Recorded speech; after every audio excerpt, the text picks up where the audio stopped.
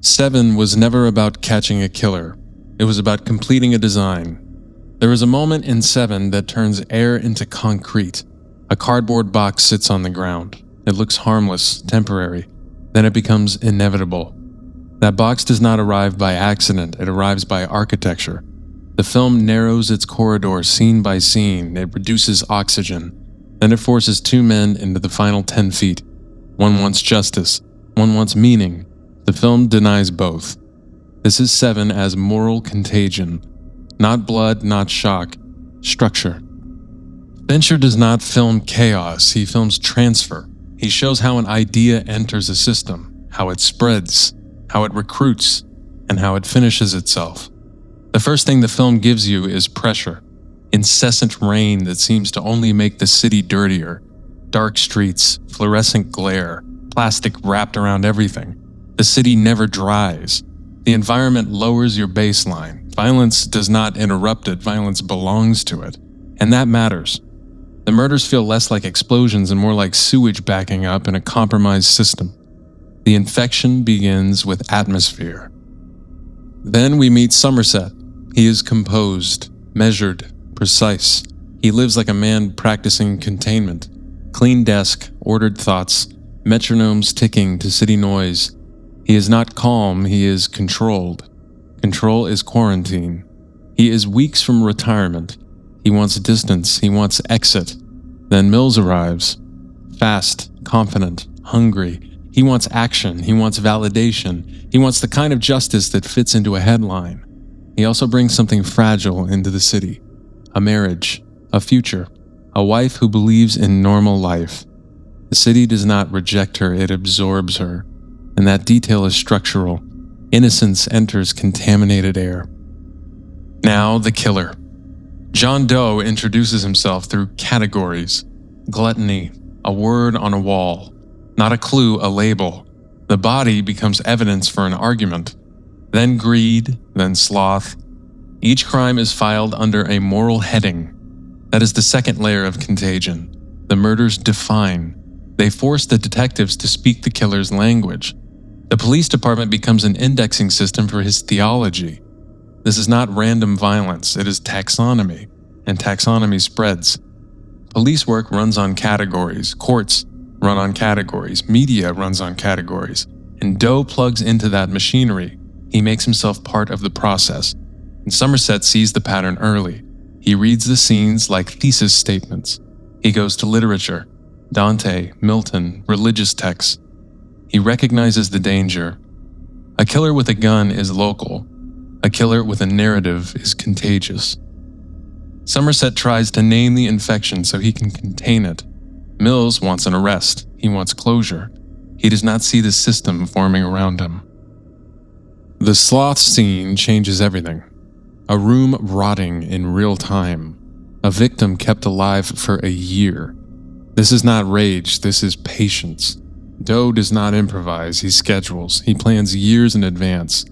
That recalibrates the film. You realize the visible crimes are only the surface. The design began long before the detectives arrived. That realization alters the viewer too. Your mind starts mapping time differently. You imagine him working in silence. That is fear with structure. Then the apartment. Thousands of notebooks. Tiny handwriting. Daily entries. Not chaos, organization. Doe lives like a machine. Minimal food, no decoration. Obsessive writing. The notebooks matter more than the bodies. They reveal the engine. Rage turned into discipline. The detectives walk through his mind.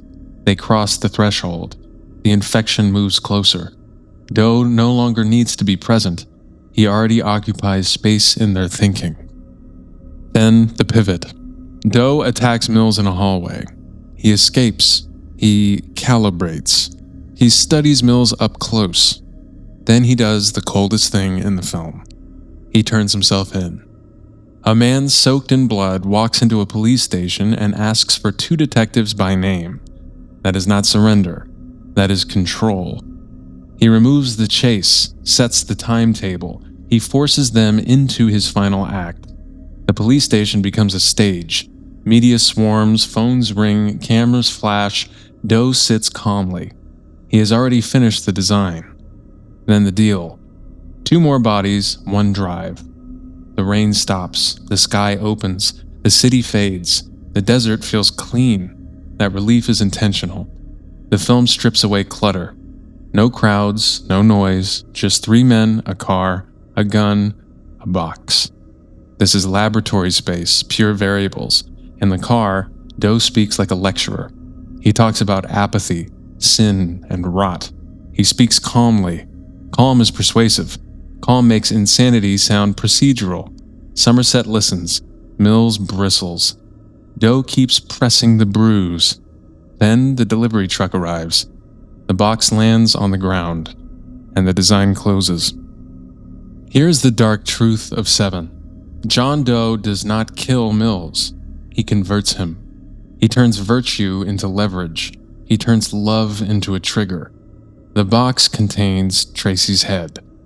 Doe did not just murder her, he placed her inside a mechanism. He studied Mills, anticipated Mills. He wrote the ending around Mills. Then he assigned him a role: wrath. The first 5 sinners had no choice. The 6th did.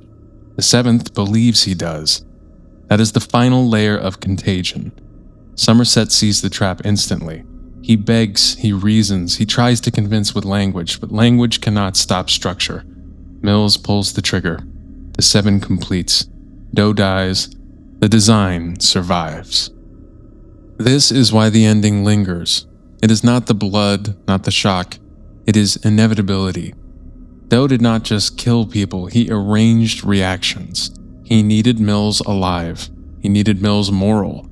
He needed Mills angry. The infection required a host, and it found one. Mills does not fire in blind rage, he fires in alignment with the pattern. He steps into the final slot. That is the horror. Structure defeats character. Patience defeats impulse. Attention becomes participation.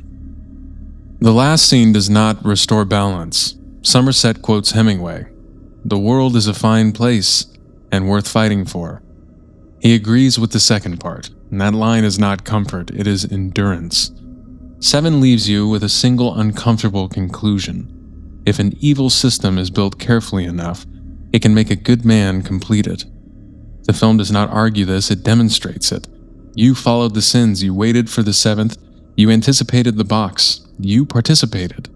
The movie teaches you the pattern, then it makes you want to see it finished. That is the final contagion. Not on screen, in you. 7 was never about catching a killer. It was about watching a design take hold, like a virus, and realizing it worked. Thank you so much for watching. Please consider subscribing for more breakdowns just like this.